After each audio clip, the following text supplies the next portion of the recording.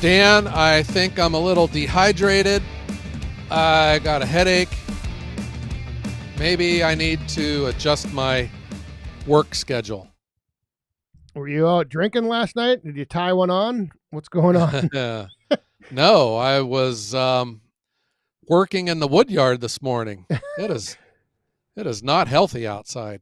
Because those symptoms sound like a classic hangover. Hangover, yeah. Dehydrated, headache. Uh-huh. Well, my head hurts and I am just dying of thirst. I think I am. I'm dehydrated. Those are the early signs of not getting enough fluid intake. Yeah. I have a 1 gallon jug of water I just keep with me. The famous plastic milk jug, kind of a Yep. jug, but it's water. And it'll be gone by the time I'm done. It's hot out. Isn't the water get warm then though? Don't you want like a big tumbler or like one of those great big, what do they call those things that they're like a Like a thermos, yeah, but they like put beer in them sometimes. a Uh glass.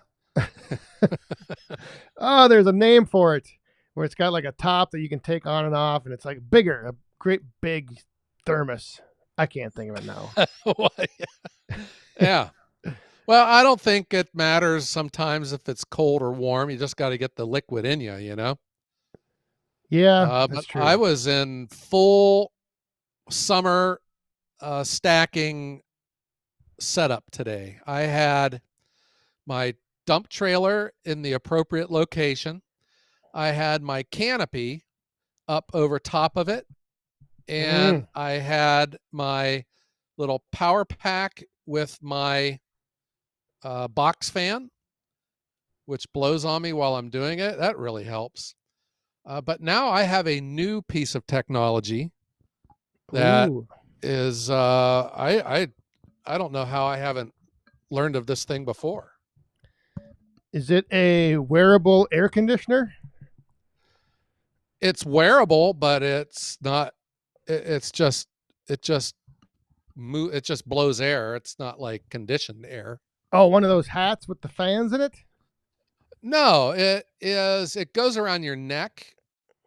It's like a horse collar kind of a thing, and it's got two fans, Yes, yeah. and you can twist them and direct them. And I have them blowing up on my neck, and I my stacker fourth class got it for me last year, Robbie.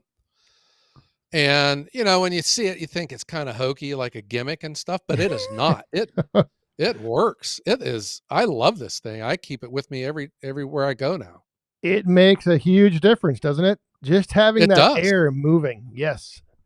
Yeah. What I've noticed, because I also have a wide brim hat that goes over top of my ball hat, and it really just takes all the sun off your face and off your neck, which is a big deal. But when you wear it, all the heat gets trapped up in there, and your face and your head starts sweating, and the sweat runs down and gets on your glasses, your sunglasses, and then your glasses fog up because of all the heat. Yep. But Yep. these things here, I mean, it cures all of that, and you don't even really notice them anymore when they're around your neck. I love these things. Yeah, I've got one as well. They are very nice. Very nice. Very cool. Pun intended. Yeah, pun intended. Cool. Yeah. Hey, so just Yeah, just to circle back, that thing is called a growler. You know what a growler is? a Like a big growler. 64-ounce uh, container with a top on. You've never heard of a growler? I have. I Yes, just don't that's what like I'm I thinking just of. don't like that word.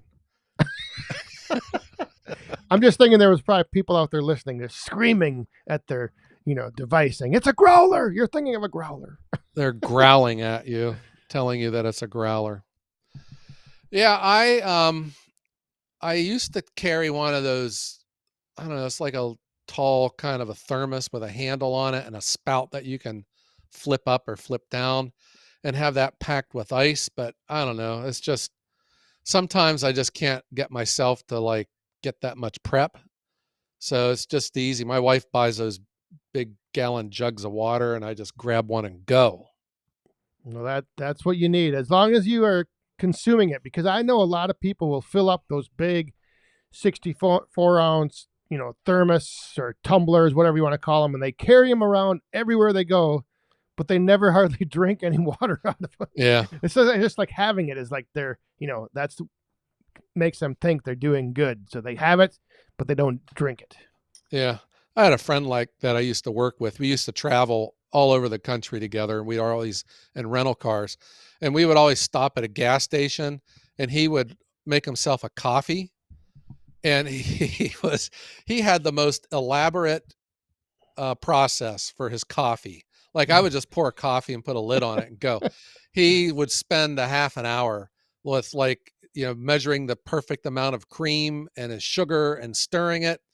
But what I noticed is that he never drank it. We Yep. would be halfway through our day and his cup's still full. I was like, what the heck? Why don't you drink your coffee?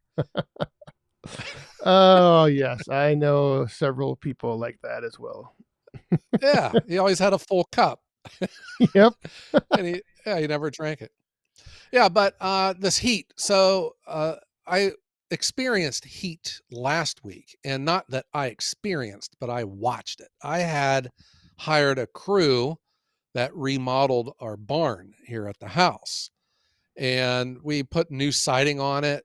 We went with all steel, tin, a Yep. tin roof, all new siding, all new eaves and gutters and stuff.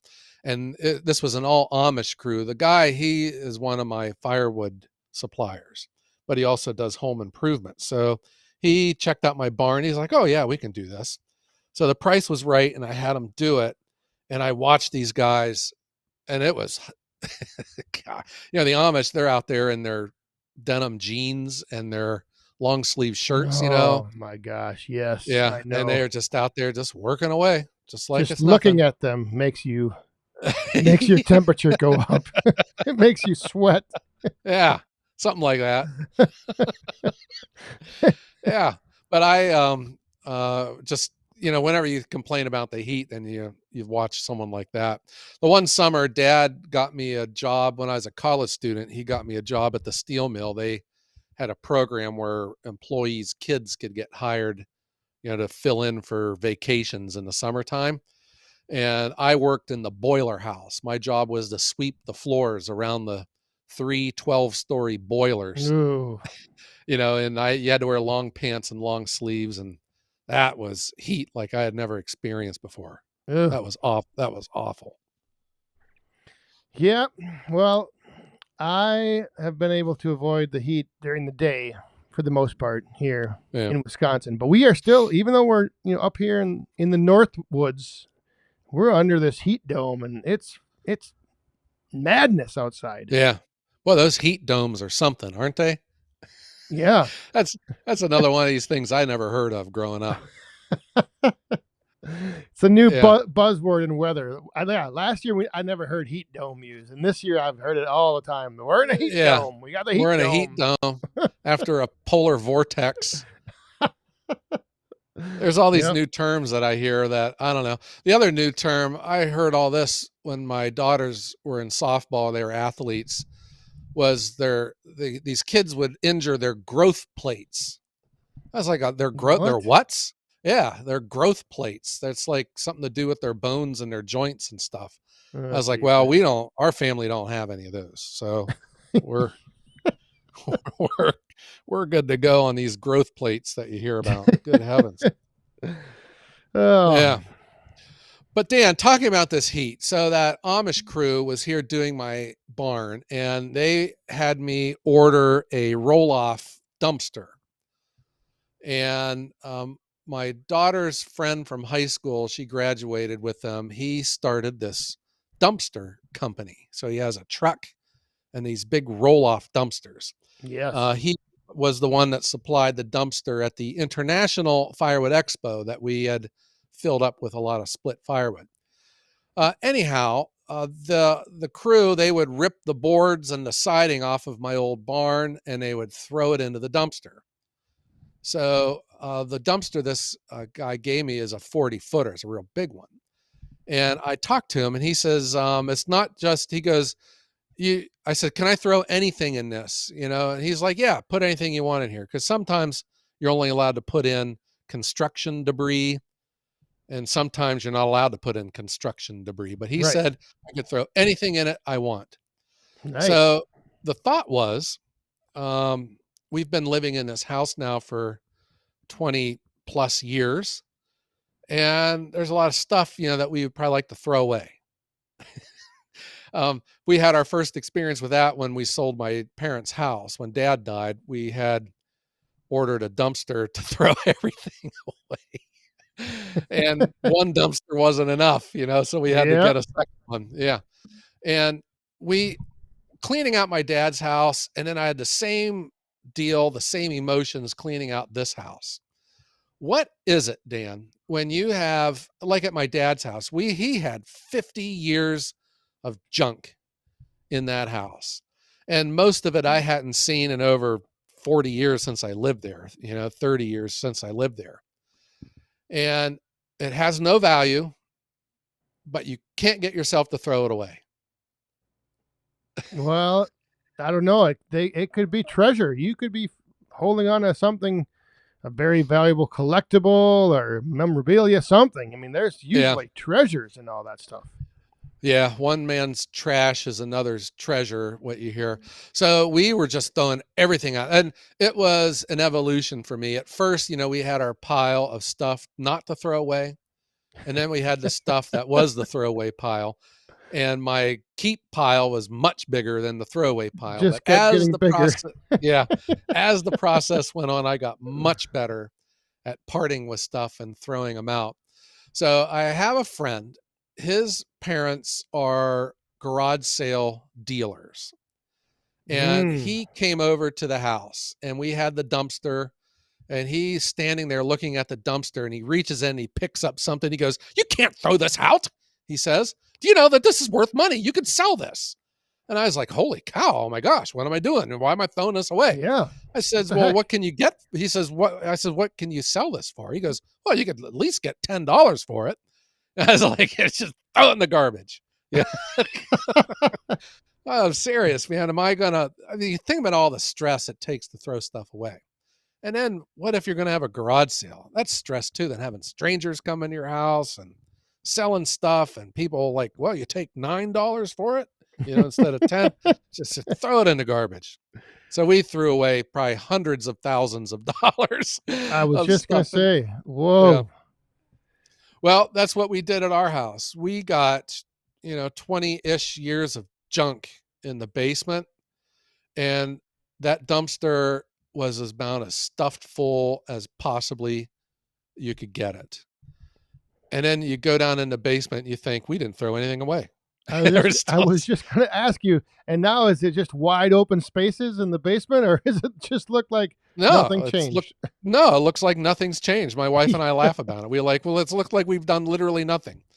I got to ice my knee down from going up and down the basement stairs so much, cleaning out junk. And then some of the stuff was tough to do. Like we have all of the baby stuff, the crib. Both our daughters had the same crib, the playpen, all these Yeah. toys and stuff. Yeah. And the way these children's infant stuff is, I don't know who would want to use it, or you just throw it away because it may not even be safe anymore to use because Yep. the things change. Like all of our stuff had sharp metal pointy things and lead paint when we were growing up. So you don't want to reuse. Yeah, so we're just throwing out all of these childhood memories and stuff. And it's like, oh, this is just tough. But I think it's something that you need to do. You gotta just be able to get stuff out of your life. Yep. Let it go. You got to let it go. Let it go. Yeah. But that does not include, Dan, the wood yard. Yeah. Well, I was going to say that sometimes, you have those pieces of wood that are so nice, it's tough to see them go. Well, I wasn't thinking of wood, but it's funny you say that because I experienced that at times where I have all of this nice firewood in my yard, and there's sometimes I hate to see it go. Yeah. It's like when you sell it, it's gone, and then you don't have it anymore to sell. It's kind of a weird feeling. Or you have a nice, beautiful stack. sitting over in one side of the wood yard, taking up that space, and it just looks perfect. And then when it's gone, you're like, oh man, why did Yeah. I ever get rid of that? It was so nice sitting there, and now it's gone. Empty space. But I wasn't thinking about the wood. When I was cleaning out the barn, because there's a bunch of junk in the barn too, that we've been throwing out. Dan, sitting on the shelf in my barn are two worn out Poulin Walmart $99 specials that haven't run in years and probably won't ever run again. And I can't get myself to throw them in the dumpster. Those were the Oh, two that I got my start with. yeah. I bought my first $99 Poulin from Walmart, and it took me no time at all to learn that you never go into the woods with just one saw. so, No. so I bought me a second one. I had $200 in two saws, and that's how I got my start. No anti-vibe. I had the Nothing. they had the low pro 3/8 chain on it, the anti-kickback chain. Yeah. And yeah, I can still remember after cutting up a bunch of logs that my hands were buzzing like I had a fistful of bees. Yeah, you have to hang those up on like the wall of fame, or put them somewhere where keep stuff like that around. I mean, that doesn't take up much space either.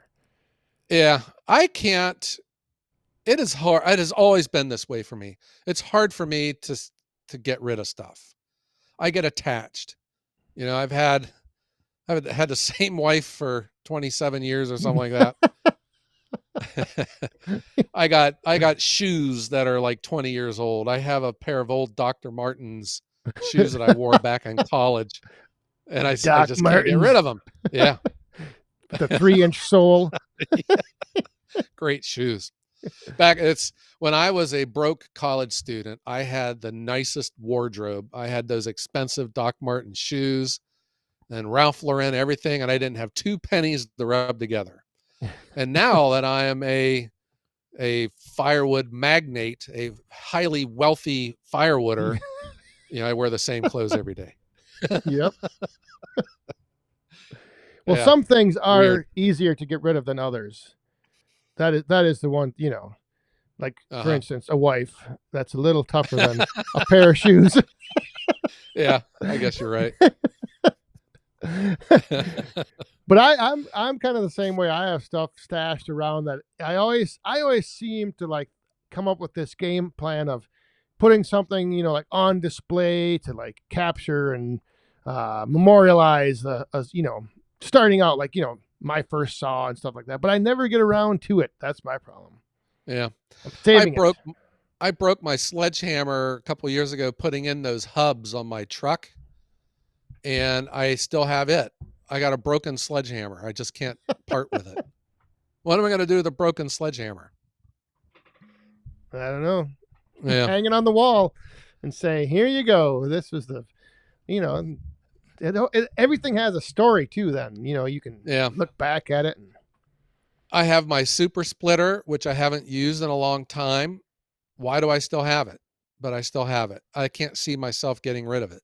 oh yeah, yeah. Uh-huh. I I get don't know. stuff and I'm like the Warren Buffett of junk. Warren Buffett buys stocks and he holds on to them. And I'm the same way with my junk. Yeah. I was when we were cleaning out the basement, there was this old clock that I used to have back when I was in college. I was like, what the heck? It's covered in dust. It's been down here forever. I couldn't throw it away. Dan, what's wrong with me? I don't know. Where to begin? Yeah. I'm like I said, I'm the same way. I have stuff from. I mean, I still have T-shirts from high school. I'm sure they still fit fine too. Well, I could probably squeeze into them, no problem. I mean, but yeah, there's certain things. I even have my high school football jersey. Oh, wow. Yeah, I have all kinds of stuff going Your way back. your school had a football team. We had to consolidate with another school. I will give you that. I was going to So say you didn't have enough Didn't have enough boys that went to school. No, we teamed up for football, and come basketball, we were opponents. We went against each Uh-huh. other. So were you a tight end or a wide receiver? I played many positions. I was a halfback, a receiver, quarterback Yeah. every now and then, certain Oh, plays. wow. Yeah. You were right end and guard, right end of the bench, and you guarded the water bottle. We didn't have a bench. There wasn't enough players for Yeah. subs. We had to play both offense, defense. Like, the whole 11 guys played both sides pretty much. Uh-huh. That was so I didn't have boys. I had two girls, but then our school district doesn't have football anyways. But I played high school football and it was, I don't know, it's just like the times are different because we know a lot of stuff now that we didn't know back then. But I don't know if I would have wanted my boy to play football. It's just too much can go wrong, it seems, with knee injuries and head injuries. I remember one time it was in a scrimmage in Steubenville, Ohio. I got hit in my head so hard that my entire world turned green and I couldn't get my vision to restore. I had to take my helmet off and I sat on the ground for a little bit until everything came back to normal, not knowing that I probably just had, a concussion or something. Yeah, But that was back in the 80s, things were I had different back many. then. I had a few instances like that as well. I remember one time getting run over by this giant fullback, and just like all I saw was white. And Uh-huh. the next thing I knew, he was like helping me up off the ground, saying, "Nice hit, buddy, nice hit." I'm like, huh, "Nice hit! You just ran me over. I don't even remember." Like, Uh-huh. oh yeah, it's definitely some questionable, Yeah. what we did to our bodies, and nowadays, like they're making kids play when they're in friggin' sixth grade. Just all. I don't know. Yeah, I'm the same way with sports now. Uh-huh. Looking back, I would have done it probably different. Yeah, they have more specialty coaches, like I know from I played baseball. I never once had a pitching coach. I was a pitcher. I watched Bert Blyleven on TV and I mirrored his windup after mine. And then when the season was over, the season was over. And then you didn't play Yep. again until next year, but not anymore. Everyone's got their own specialty coaches. It's like 12 months out of the year. Yeah. Yeah. I think they're just getting ready for a bright future in the firewood industry, Dan, because Yes. firewood's a 12-month industry. All year long. Yeah. Maybe Yeah. that's why it's so tough to get rid of things in the wood yard, is because you're always out there, and things. It's like there's no off season, so you don't have Uh-huh. time to. I don't know. There's a lot of different things about wood yards I see that people comment on, how they should be kept cleaner, how they should be more organized, how Yeah. and all those things would lead to being like on top of your cleaning things out, throwing things away, getting rid of stuff you don't use. But I don't Uh-huh. know. I like the chaotic mess look of a wood yard. You like the train wreck. You've become Yes. accustomed to it. Yeah. Mine is orderly and it has a method to it, but I could do a little bit better job cleaning up the stuff on the ground, getting the grass mowed down kind of stuff. Ah, But I I can't even suppose get the though. grass mowed at my own house. So why For am I going to you do though, my you're wood kind yard? of more. You have traffic going by. You're not like me. Like nobody goes by my wood yard back in Yeah. the back of the lot. Except for the deer. The deer, yes, Yeah. they keep it clean. Yeah. All right, Dan. Well, I think maybe I'm sitting here and I'm looking at some other stuff that I could get thrown out into the dumpster. So maybe I'm going to go do that. Half of it will be in the air conditioning and then I'll be okay. You'll move it to the door, and then Yes. there it will stay. Yeah, it'll stay there till late tonight. Gosh. All right. Well, Dan, while you're cleaning up, how about let's do one other thing that's very important. Let's do it. Let's strike up the band. There we go. Strike up the band. and wish everyone out there, hopefully you're staying cool in this heat, in the heat dome. And thanks for tuning in to the Woodhounds. Yeah. Yeah. Watch out for those heat domes and don't strain one of your growth plates because that could lead to a polar vortex or something. An El Nino. There you go. We didn't have those growing up either. No. All right. Well, Dan, how about let's tell everyone out there to stay hydrated and watch out for heat domes.